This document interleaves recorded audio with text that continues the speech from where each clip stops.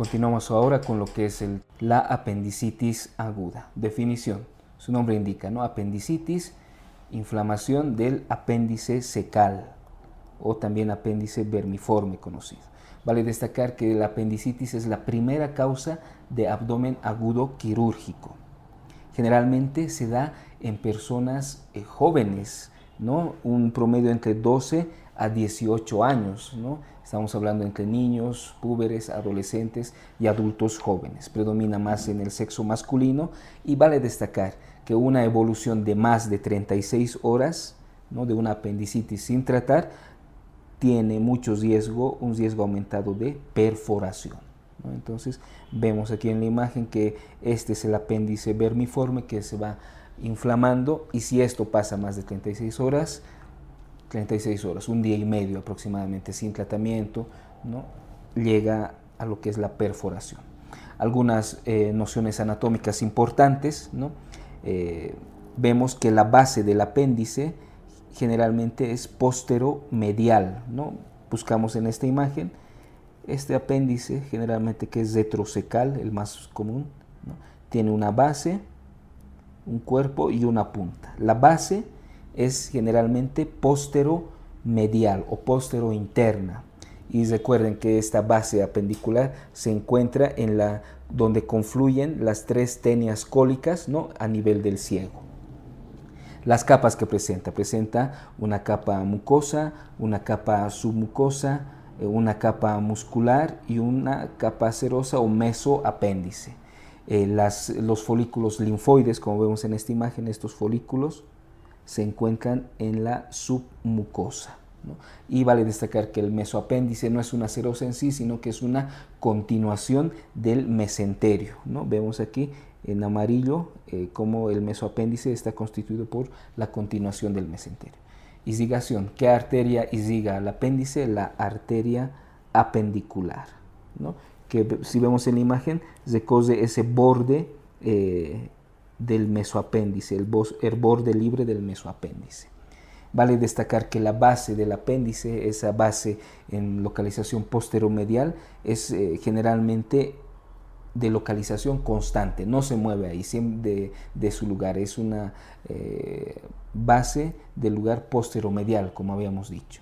Lo que sí cambia de dirección es la punta del apéndice, por lo tanto puede haber un apéndice retrocecal, que es el más frecuente, pero también puede haber un apéndice postilial detrás del ilio, un apéndice preilial por delante del ilio, un apéndice pélvico, ¿no? Es decir, en dirección más hacia la parte interna de la pelvis, un apéndice subsecal por debajo del ciego y parasecal al lado del ciego, ¿no? Entonces, lo que le da la dirección anatómica al apéndice no es su base, sino su punta. Fisiopatología de la apendicitis, ¿no? La fisiopatología está dada por la obstrucción del lumen apendicular, ¿no? Y esto generalmente, la causa más frecuente de esta obstrucción es la hiperplasia de los folículos linfoides. Y esto generalmente se da en una edad desde los 12 hasta los 20 años. Es decir, en esta edad, entre los 12 y 20 años, estos folículos linfoides a nivel del apéndice se van hipertrofiando, aumentando en número de igual manera. Por lo tanto, al aumentar de tamaño y número, pueden llegar a obstruir la luz del apéndice. Y bueno, después de estas edades va disminuyendo tanto en tamaño como en número. Es por eso que la apendicitis está en íntima relación con esta hiperplasia folicular linfoide. ¿Qué bacterias van a estar implicadas? Los gram negativos, y si estamos hablando de flora intestinal, necesariamente los anaerobios, ¿no? ¿Y cuál va a ser la historia natural del proceso de la apendicitis? Empezamos, vemos que este es el apéndice normal, vemos la coloración rosada que tiene, su base, el cuerpo y la punta, ¿no? Y su mesoapéndice. En este lugar estaría la arteria apendicular.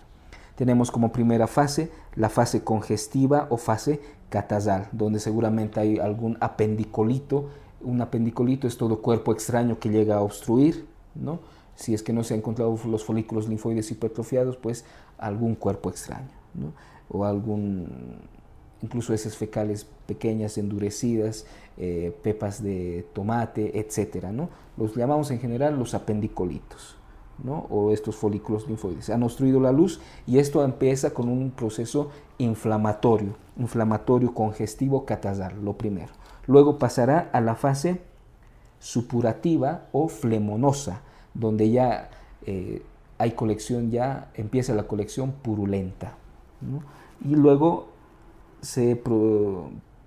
viene lo que es la fase gangrenosa o necrosada, cuando ya la inflamación no solamente se encuentra en la mucosa, sino ya abarca todas las paredes, mucosa, submucosa, muscular, hasta puede llegar al mesoapéndice, ¿no? Y empezar a gangrenar todas esas capas y causar necrosis de todas esas capas. Esa es la tercera fase. Y por último tenemos la fase de apendicitis perforada, ¿no? Donde ya posteriormente hay mucho riesgo de peritonitis, ¿no? Entonces vean esta evolución: fase congestiva, catasal inflamatoria, fase supurativa o flemonosa, fase gangrenosa o necrosada, por último la perforación, y esto con riesgo de peritonitis. Muy bien. El cuadro clínico. Hablar del cuadro clínico pues es hablar especialmente del dolor abdominal que se presenta. Y el dolor abdominal característico de una apendicitis recibe el nombre de cronología de Murphy. Como vemos en la imagen, este dolor puede comenzar a nivel epigástrico o periumbilical, pero después de unas 2 a 3 horas se dirige hacia la fosa ilíaca derecha. Esa es la cronología de Murphy, muy característica de los pacientes que sufren apendicitis. Esto va acompañado de fiebre y también náuseas y vómitos. Son los principales síntomas que hay que investigar: las características del dolor, la fiebre, la presencia de náuseas y vómitos. Otros síntomas acompañantes: anorexia, diarrea. Vale destacar esto también para la parte de pediatría. En niños menores de 2 años, ¿no? Si vemos a un niño menor de 2 años con una apendicitis, pues ¿cómo lo vamos a encontrar? Principalmente irritable, un llanto que no calma, ¿no? Incluso podemos encontrar ligera distensión abdominal, es decir, no hay esa cronología de Murphy que es más fácil investigar por anamnesis, exploración física en los adultos, sino el niño va a estar más que todo irritable, y explorarlo y hacer anamnesis en estos niños es más complicado. Bueno, y en los escolares de igual manera generalmente no refieren una cronología de Murphy del dolor abdominal, sino más que todo un dolor abdominal constante que puede empeorar con la tos o con los movimientos. Entonces miren, en los niños, ya sean menores de 2 años o escolares, no hay esa cronología de Murphy, sino puede haber irritabilidad o un dolor constante, ¿no? Entonces vean esa diferencia. Bueno, continuamos con lo que es el diagnóstico. El diagnóstico de la apendicitis es clínico.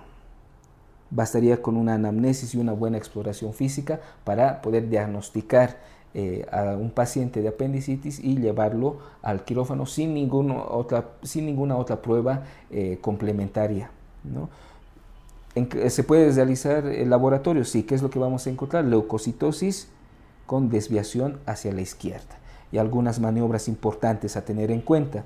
Tenemos la maniobra el punto de McBurney, ¿no? Si vemos en la imagen, se encuentra en la unión del tercio externo con el tercio medio de esa línea que va del ombligo hacia la espina ilíaca antero superior, ¿no? Esa unión, ahí tenemos el punto de McBurney. El punto de Lanz, ¿no? Si trazamos una línea entre ambas crestas ilíacas, ¿no? Lo dividimos en 3, el punto de Lanz se va a encontrar en la unión del tercio externo con el tercio medio de esa línea. Y el punto de Lanz nos sirve más que todo para encontrar apendicitis pélvicas, ¿no? Donde la punta del apéndice tiene esa dirección pélvica. El punto de Moses, teníamos esa línea que va del ombligo a la espina ilíaca anterosuperior. El punto de Moses se sitúa entre la unión del tercio interno con el tercio medio, ¿no? Y si unimos esos 3 puntos, Lanz, Moses y McBurney, pues tenemos esta imagen, el triángulo apendicular, ¿no? Donde se puede encontrar esta sintomatología más exhaustiva en las apendicitis. vamos a hablar de lo que es el punto de Lesené. ¿En qué consiste el punto de Lesené? ¿Dónde se encuentra? Lo encontramos como referencia, tomamos la espina ilíaca antero-superior, ¿no? Dos traveses de dedo por encima de esta y por detrás, ahí se encuentra el punto de Lesené y nos sirve sobre todo para encontrar apéndices retrosecales y ascendentes externas.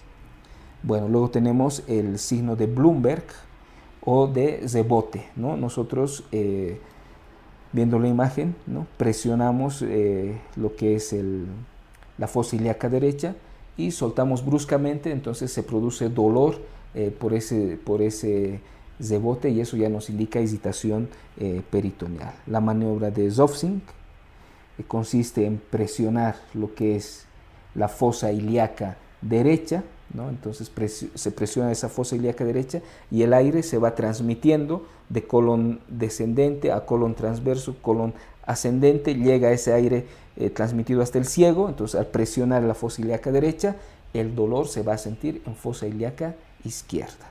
Perdón, se presiona la fosa ilíaca izquierda y el dolor se va a sentir en fosa ilíaca derecha, ¿no? Esa es la maniobra de Zofsing.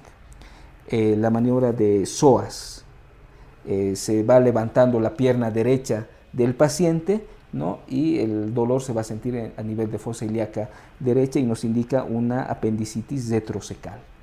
La maniobra o signo del obturador, realizando una rotación interna, ¿no? Se flexiona la extremidad inferior derecha, se flexiona y el muslo en rotación interna, ¿no? Tendría que originar dolor en fosa ilíaca derecha y nos indica sobre todo una apendicitis pélvica. Si realizamos un tacto rectal, ¿no? El tacto rectal va a ser doloroso, especialmente si lo dirigimos hacia la parte derecha del recto. Y tenemos una escala clínica conocida, la escala de Alvarado, o también denominada Mantrels. Generalmente, ¿qué acápites tiene esta escala?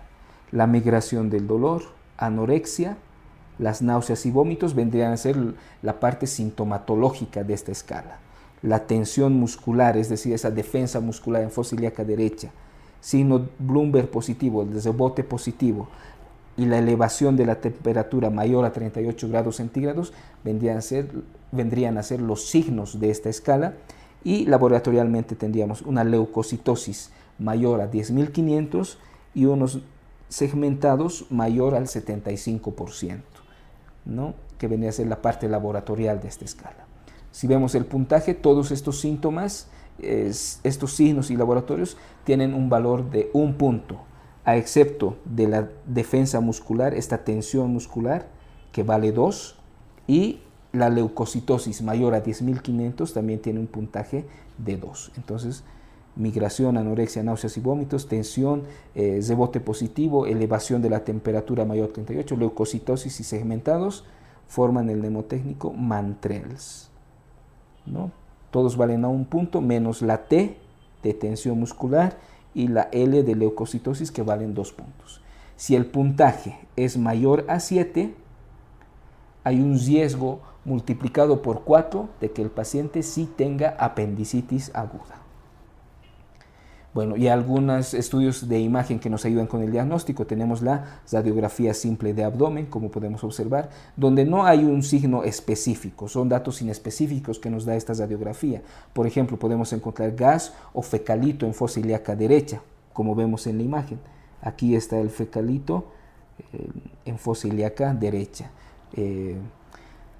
El ilion terminal y el ciego pueden estar dilatados, hay edema de ciego, el bosamiento del psoas, ¿no? Son datos radiológicos no específicos en una radiografía de abdomen simple. También nos sirve lo que es la ecografía, ¿no? Especialmente en quienes vamos a utilizar ecografía, en los niños y en mujeres jóvenes. ¿No? En los niños porque es muy difícil realizar la exploración física, anamnesis, y en las mujeres jóvenes porque también en ese lugar anatómico de fosa ilíaca derecha se encuentran lo que son las trompas uterinas, ovarios, los anejos especialmente, ¿no? Entonces, para descartar esas patologías. ¿Y qué vamos a encontrar a la ecografía? Si vemos la imagen, vamos a encontrar sobre todo un apéndice secal no compresible con un diámetro mayor a 7 milímetros. De igual manera se puede encontrar líquido periapendicular o líquido libre, ¿no? Entonces es de gran ayuda esta ecografía. La tomografía, en la tomografía, como podemos observar, se va a poder encontrar el engrosamiento apendicular. Pero más que todo, la tomografía nos sirve para encontrar lo que son flemones, abscesos apendiculares, si es que hay obstrucción intestinal secundaria, abscesos hepáticos, trombosis mesentéricas, ¿no? Entonces, son estudios accesorios que podemos utilizar. Recordemos que el diagnóstico de la apendicitis es netamente clínico, pero esto nos ayuda.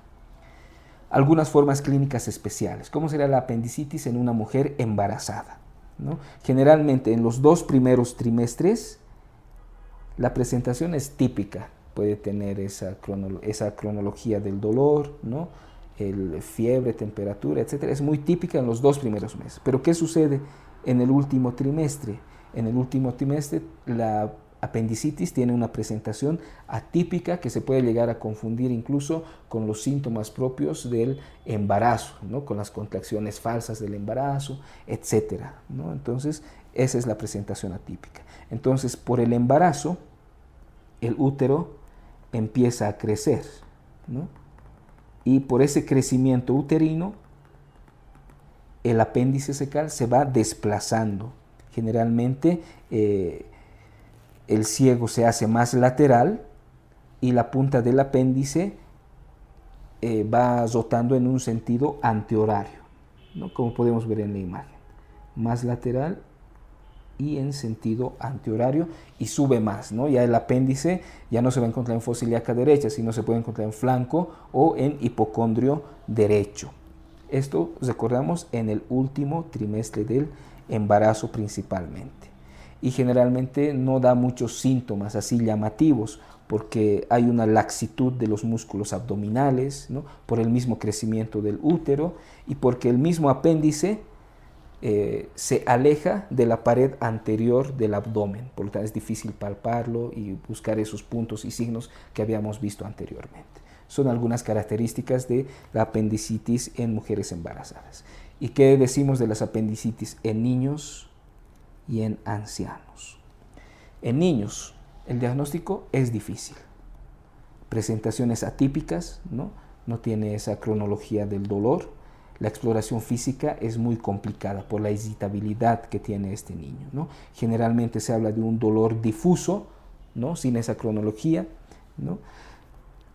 Y pues generalmente puede estar acompañado de fiebre, vómitos, náuseas y sobre todo excitabilidad, ¿no? Entonces aquí sí nos podemos ayudar de una ecografía, pero incluso de ser así tendríamos que diagnosticarlo solamente clínicamente. Y en ancianos, ¿qué es lo que caracteriza la apendicitis en un anciano? La demora en la consulta médica y por lo tanto el retraso en el diagnóstico. Es por eso que un anciano cuando viene con datos tal vez sugestivos de apendicitis ya directamente se presenta con un apéndice perforado, ¿no? Esto porque ya en los ancianos hay poca irrigación, ¿no? A causa de la aterosclerosis y la pared intestinal ya es de por sí débil, entonces esto sumado a que los síntomas ya son de poca intensidad, ¿no? Llevan a que el paciente consulte tardíamente y que ya tenga riesgo de perforación, ¿no? Entonces nos quedamos con estos 2 ejemplos, una apendicitis en niño y apendicitis en ancianos. Diagnósticos diferenciales, todo dolor agudo principalmente, adenitis mesentérica, el divertículo de Meckel, vólvulos, intususcepción, la intususcepción o invaginación intestinal, especialmente en niños, estreñimiento, gastroenteritis aguda, las pancreatitis, peritonitis primaria, cólicos renales, las infecciones del tracto urinario, la enfermedad de Crohn, la porfiria aguda intermitente en sus crisis abdominales. Algo importante, la neumonía basal derecha, ¿no? Que puede aparentar una apendicitis, pero no es así.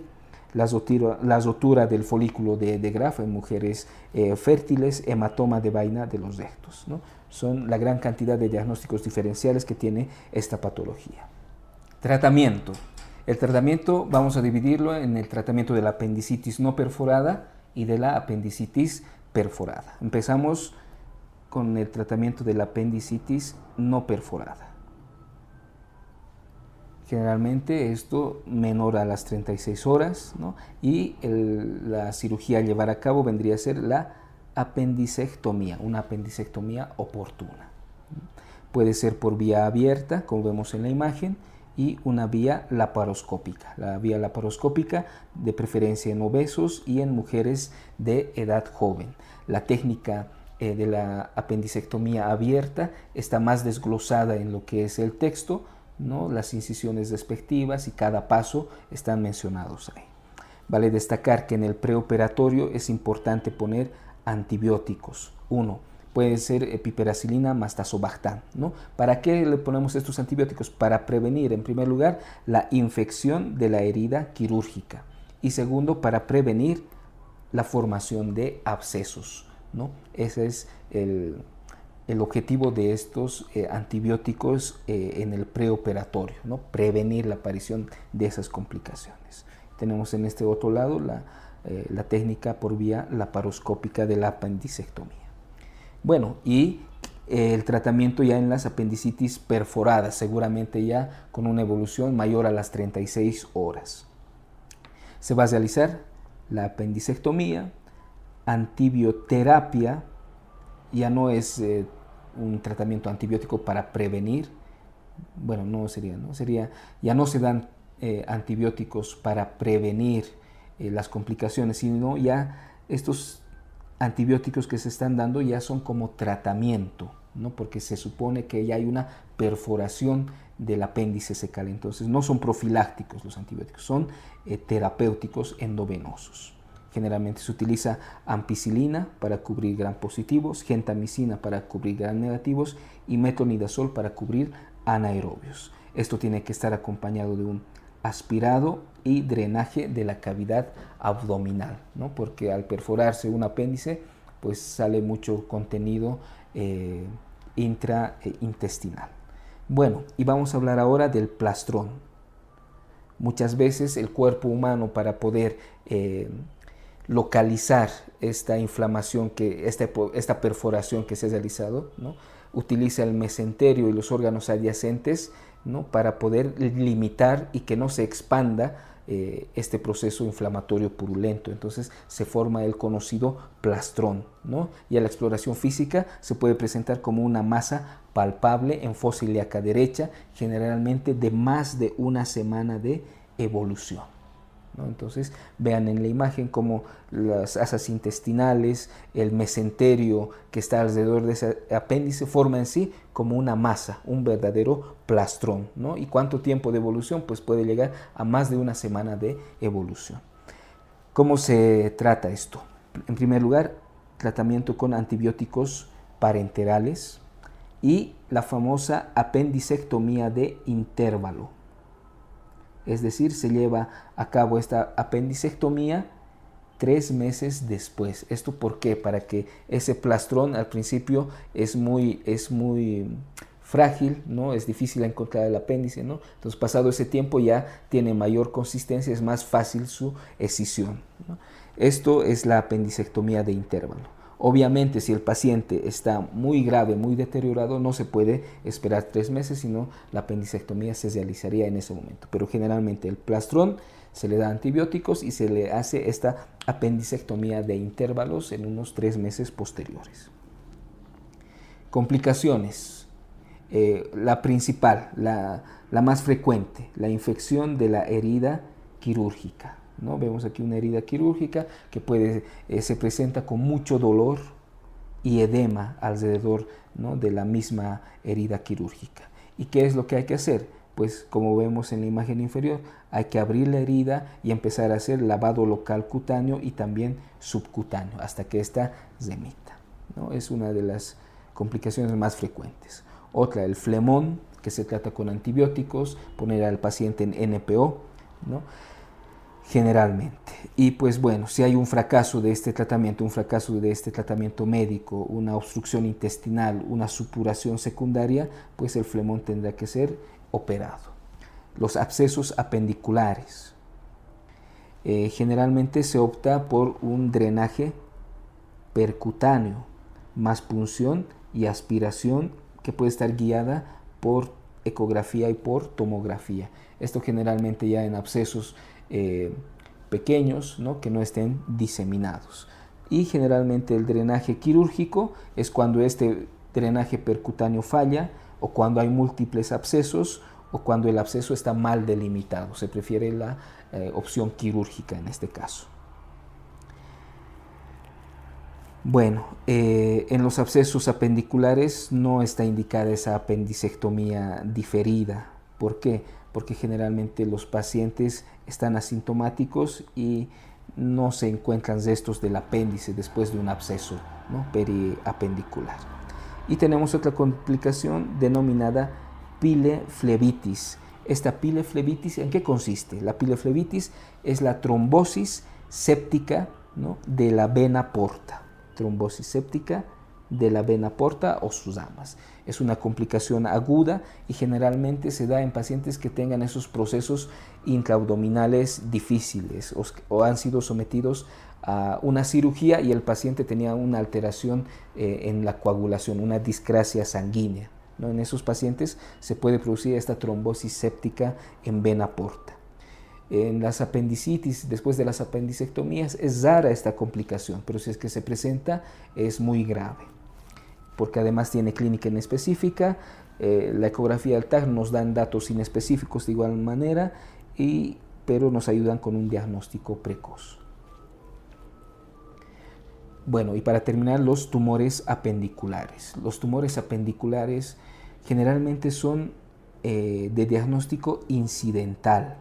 Tenemos un paciente que le hemos hecho la apendicectomía, se logra la pieza anatómica, ¿no?, se la manda a anatomía patológica y el resultado pues, nos indican que tiene ahí un tumor apendicular, ¿no? O sea, el diagnóstico ha sido totalmente incidental, no sospechábamos que el paciente tenga eso, ¿no?